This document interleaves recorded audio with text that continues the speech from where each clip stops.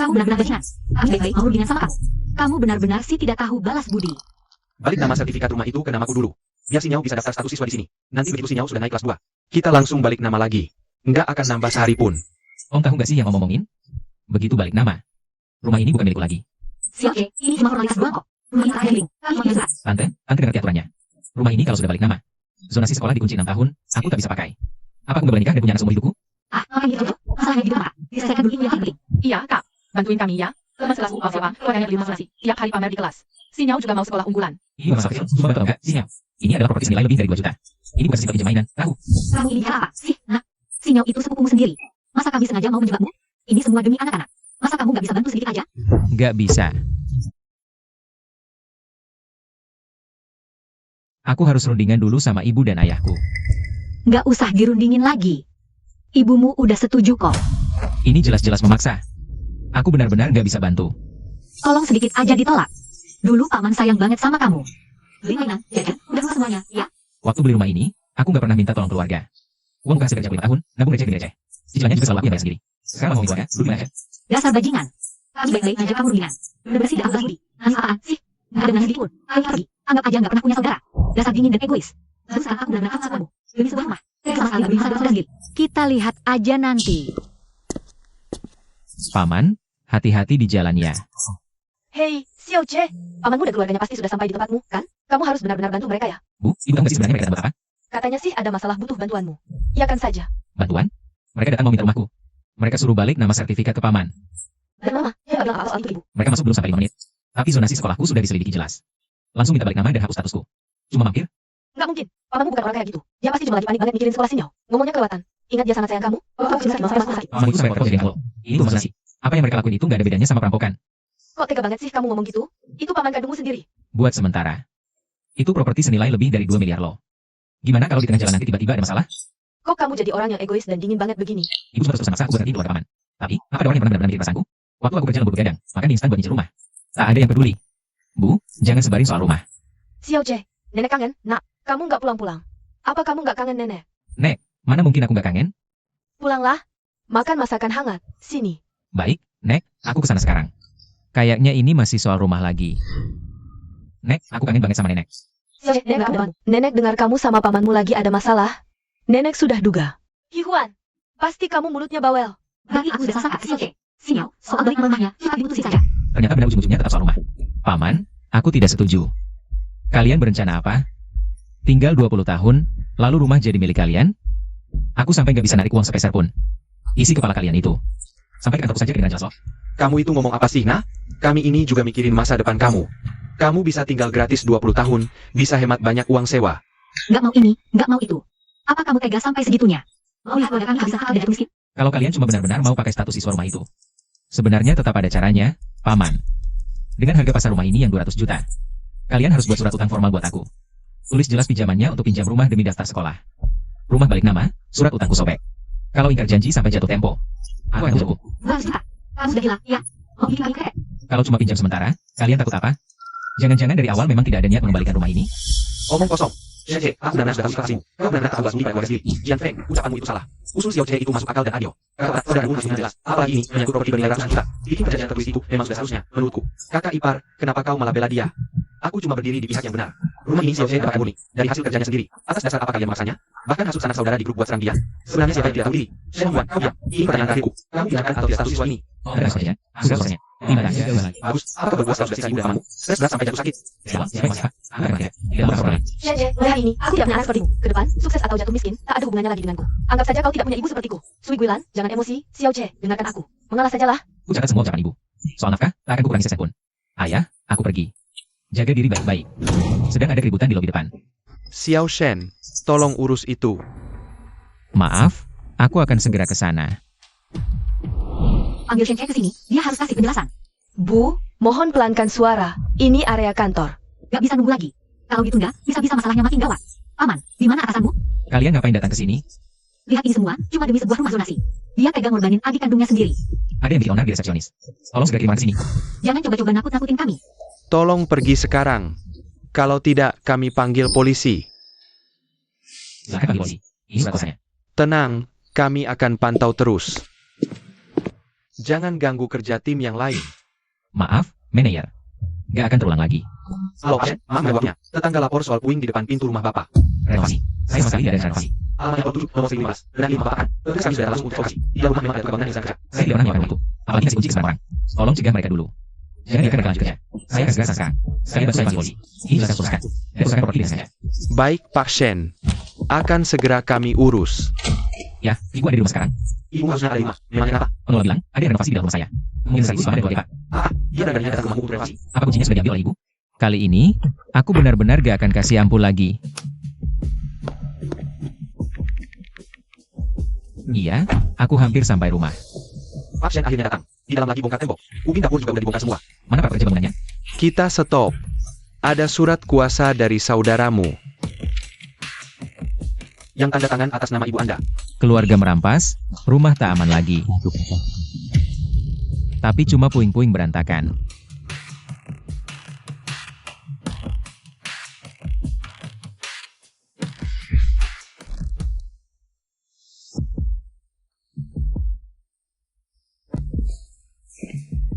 Pak Shen, lihat kerugiannya.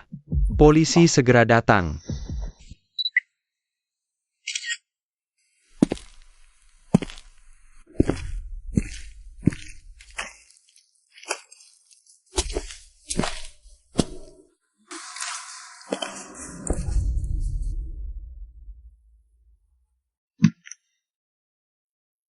Pak Lausu, tolong bikinkan saya surat pernyataan tertulis. Dan informasi para pekerjanya. Bapak, CCTV kami juga rekam. Semua orang yang keluar masuk, nanti saya salin sekalian.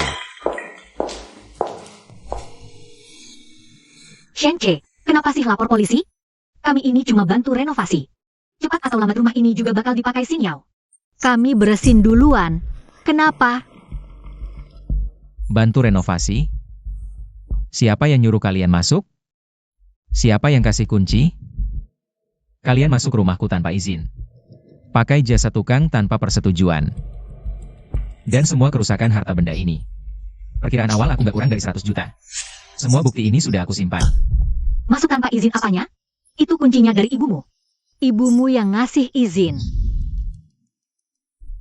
Nama yang ada di sertifikat rumah ini itu aku. Ibuku tak punya hak buat ngatur properti milikku, apalagi ngasih kuasa. Buat orang lain masuk rumahku. Sekarang, kalian semua pergi. Atau, saat polisi datang, aku bakal langsung minta kasus ini. Bosku biar selesai properti. Kamu benar-benar sudah gila, ya? Jian Feng, lu cuma diam aja lihat ponakanmu ngatain aku. Kamu ini laki-laki apa bukan sih? Aduh. Shen-che, biarpun omongan bibi agak kasar, tapi niatnya baik. Kami cuma mau bantu beres-beres rumah ini dari sekarang. Biar nanti pastinya pindah, suasananya udah enak. Om, aku udah bilang berkali-kali. Rumah ini gak mungkin dibalik nama kalian. Status zonasinya juga gak mungkin dipinjemin. Apa yang kalian lakukan hari ini? Udah bukan cuma masalah keluarga, ini udah tindak pidana. Siapa yang lapor polisi? Saya. Pak, saya pemilik sah satu-satunya rumah ini. Siang ini ada yang masuk ke komplek tanpa izin saya. Mereka pakai kunci entah dari mana. Mereka bongkar-bongkar rumah seenaknya, kerugian saya besar. Anda ini siapa? Hubungannya sama pemilik rumah apa? Saya omnya. Ini istri saya. Kakak saya yang kasih kuncinya. Kita ini keluarga sendiri. Apa Anda punya surat kuasa tertulis dari pemilik rumah? Ada. Ini surat kuasa yang ditandatangani mamanya. Pak Shen, apa wanita ini ibu kandung Anda? Dan apa beliau berhak mewakili Anda untuk mengurus properti ini? Tidak. Rumah ini aset pribadi saya sebelum nikah. Nama orang tua saya sama sekali bukan pemilik bersama. Ibu saya tidak berhak memberi orang lain izin masuk atau membongkar rumah saya. Lagi pula, aku sama sekali tidak tahu soal surat kuasa ini sebelumnya. Aku juga tidak pernah menyetujuinya. Pak, dia anak durhaka. Bu, tolong tenang dulu. Apapun hubungan keluarganya, Masuk ke rumah orang lain dan merusak properti tanpa izin pemilik. itu jelas melanggar hukum. Pak Shen, apa tuntutan Anda? Hentikan semua proyeknya. Kembalikan rumah seperti semula dan ganti rugi semua kerusakan. Kedua, saya minta kasus ini diproses hukum. Sebagai pasal kerusakan. Ketiga, Pihak kontraktor juga harus kena tanggung jawab hukum. Xiao Che, kamu tega masukkan pamanmu sendiri ke penjara. Paman, kalian yang memilih jalan ini. Bukan aku.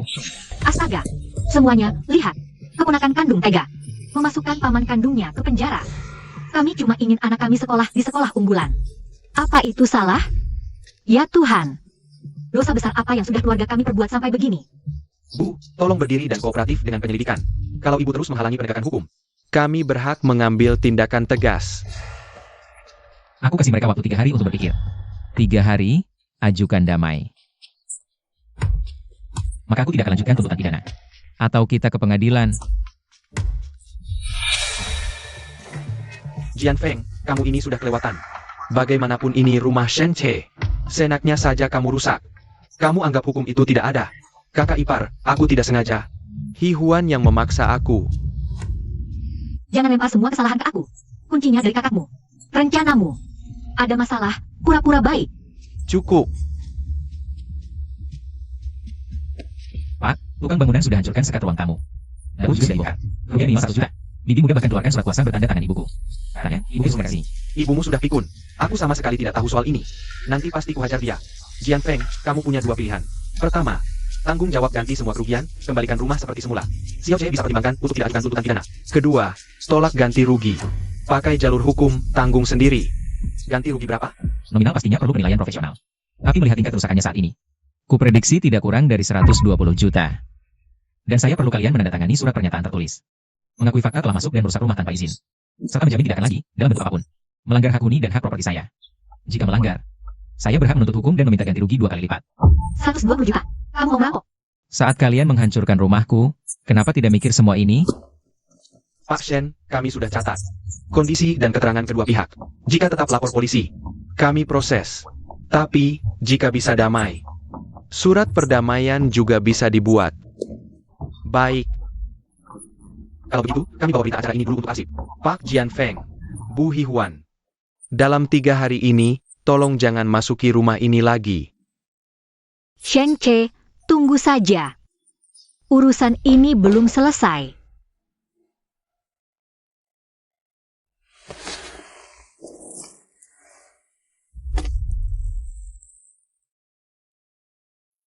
Bu,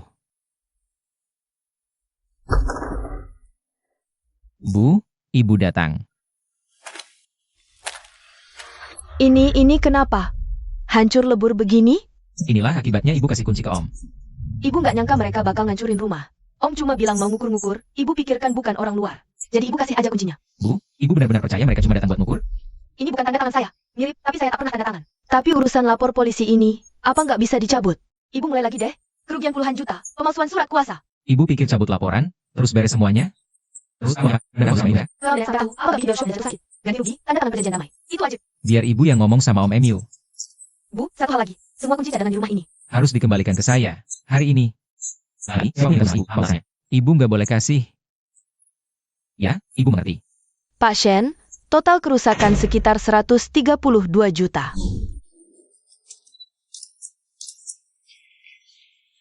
Buatkan laporan resminya.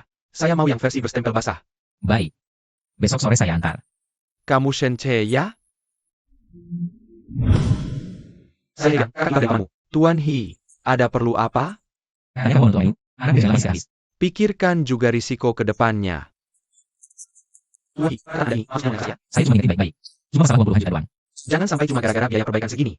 Hukuman keluarga kita rusak. Udah, lupakan saja. Pertama, hasil laporan kerusakan bilangnya 130 juta. Bukannya, saya harus bilang hukum. Saya sangat polisi. Pakai nada bicara kayak gini ke saya. Saya berikan rekaman ini ke polisi sebagai bukti ancaman. Baik. Keras kepala kamu. Hilang saja nanti. Kayaknya kamu sekarang. Jangan. Saran saya, sekarang ganti kunci. Sisi dua lama. Biayanya berapa? Tapi bisa cegah masalah di kemudian hari. Sudah ditelepon tukangnya. Sore ini ganti. Surat kuasa itu bisa semua dokumen. Bisa jadi amunisi buat dakwaan tambahan. Tapi bisa cegah masalah di kemudian hari. Sudah janji sama tukang, ganti siang ini.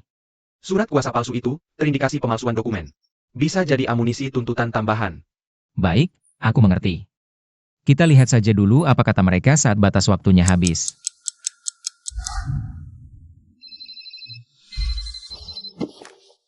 Xiao Che, nenekmu pingsan. Sekarang ada di UGD Rumah Sakit Pusat. Cepat ke sini. Nenek,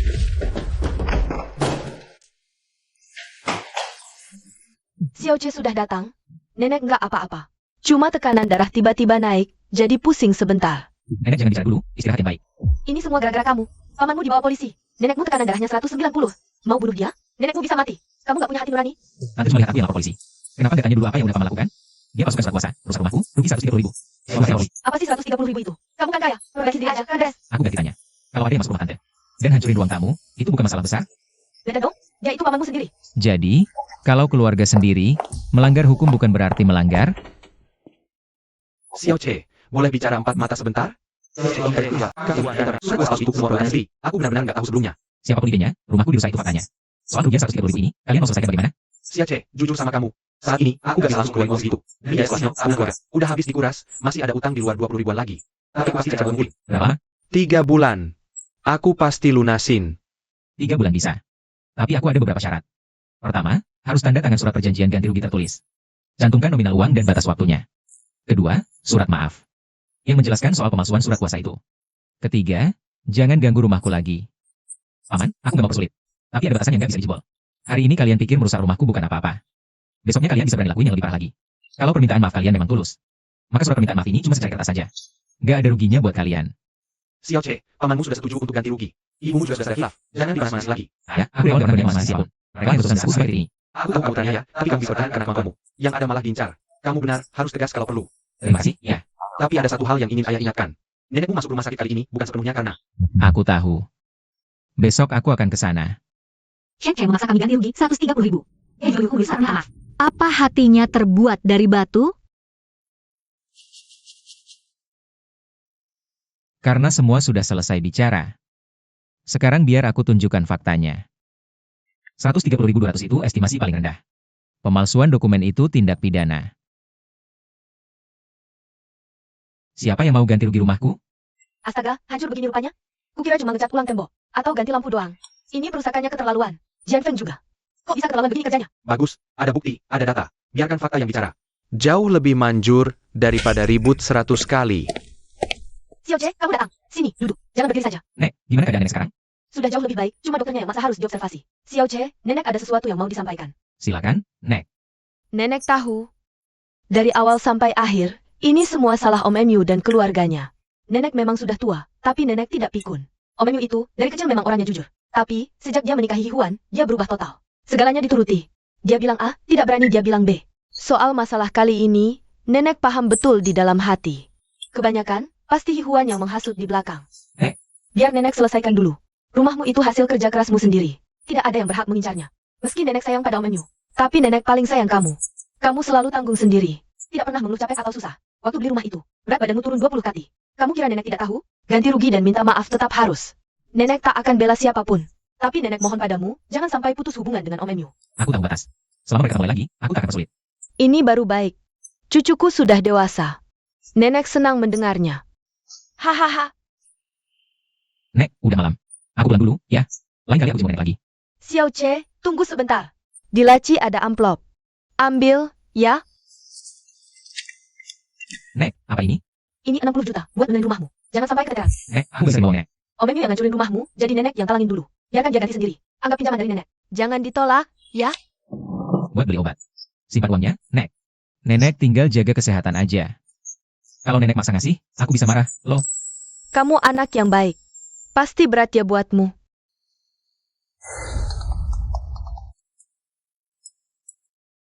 Selamat siang, Pak. Xiao Shen, besok jam 9 datang ke kantorku. Tolong tepat waktu. Pak, ada urusan pekerjaan, ya? Nanti kita bicarakan di kantor. Masuk. Kamu lihat ini dulu.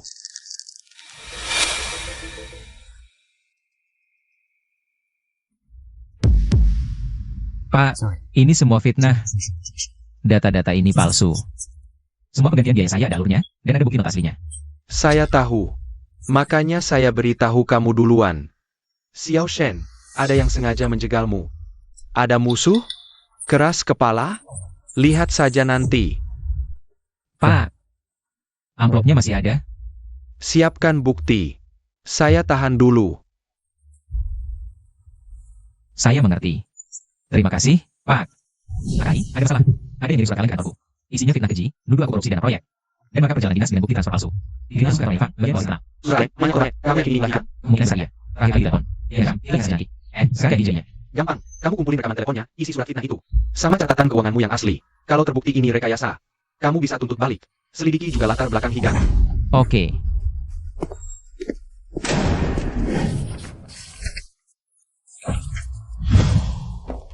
Xiao Shen, dokumenmu sangat lengkap. Sejauh ini tidak ada masalah sama sekali. Kita tinggal proses verifikasi saja dan segera bisa kasih keputusan. Merepotkan Anda. Hegang punya toko material di Jakbar. Tahun lalu sengketa, istrinya kakak iparmu. Satu info lagi, coba tebak yang nerobos rumahmu itu. Tukang bangunan itu dari mana asalnya? Nggak mungkin. Memang betul, itu tukang yang direkomendasikan Hegang. Material yang dipakai juga dikirim dari toko Hegang. Permainan yang rapi sekali. Aku berencana ke sana malam ini juga. Shen, soal pasal perusahaan yang Anda laporkan sebelumnya. Ada banyak hal ini. Pak Polisi Wang, ada 3 hal. Pertama, surat kaleng fitnah itu. Kedua, kalian sudah ingat. Ketiga, tukang yang merusak rumah dan kayaknya semua sudah ingat. Dia sudah jadi dalangnya sejak awal. Ada juga yang berkata dan sekarang dia membahas dendam. Surat kuasa palsu, ibuku tak pernah tanda tangan. Baik, kita proses hukum semuanya. Anda pulang dulu dan tunggu kabar. Terima kasih, Pak Polisi Wang. Bukti adalah jalan menuju kebenaran. Sudah waktunya menjerat jaring ini. Xiao Che, maafkan ibu. HM.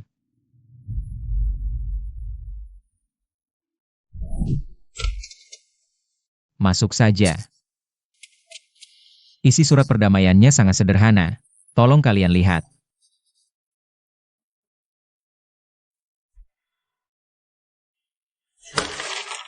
Pasal kedua, aku tidak setuju. Surat kuasa palsu? Aku tidak tahu apa yang kamu bicarakan. Bibi muda, polisi sedang menyelidiki. Asal surat kuasa ini. Kalau kamu mengaku secara sukarela dan berikan klarifikasi sekarang, ini diselesaikan. Sebagai perkara perdata. Tapi kalau kamu menolak, begitu hasil penyelidikan polisi keluar, yang kamu hadapi adalah tuntutan pidana. Memasukkan tanda tangan untuk dokumen legal. Ancamannya maksimal 3 tahun penjara.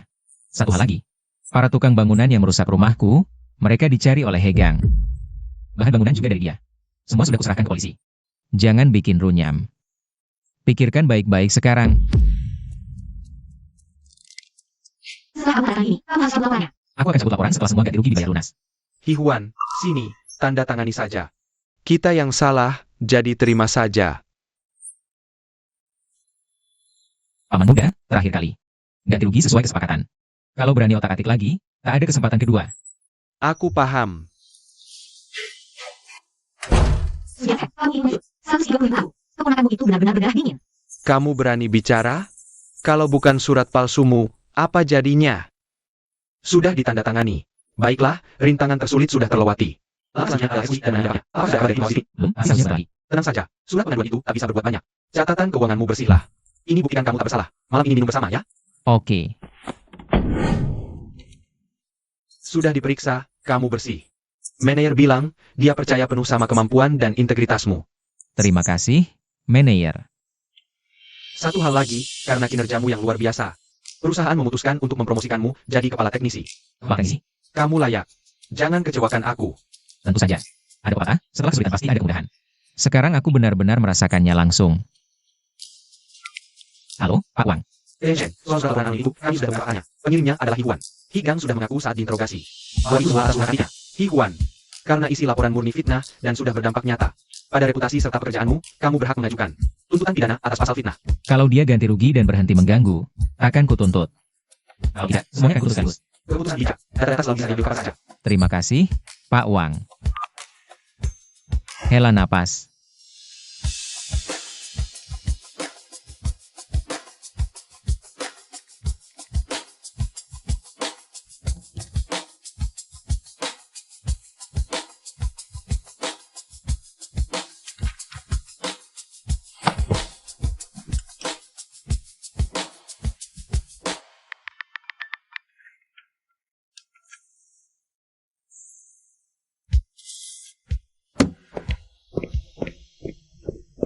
Xiao Che, masalah Om Yu sudah beres semua? Sudah beres, Nek. Gak usah sedikit lagi. Syukurlah, Xiao Che. Kemarin Om Yu datang ke rumah sakit, dia nangis di depanku. Dia bilang minta maaf padamu dan padaku. Katanya mau minta maaf langsung. Tapi kalau kamu belum mau ketemu, nenek juga nggak maksa. Nanti Pak Wang saja. Pas saya nanti. Kita makan bersama satu keluarga, gak usah singgung apa lagi. Agak semua sewa. Cucuku memang berjiwa besar. Nek, malam ini aku yang masak. Aku masakin daging merah kecap kesukaanmu. Wah, bagus. Daging merah kecap buatan cucuku lebih enak dari restoran.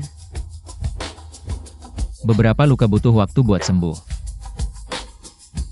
Beberapa hubungan butuh jarak buat dijaga. Tapi selama kita pegang prinsip dan menjaga diri sendiri, hidup akan jadi lebih baik setiap harinya. Rumah ini adalah kepercayaan diri terbesarku di usiaku yang ke-26.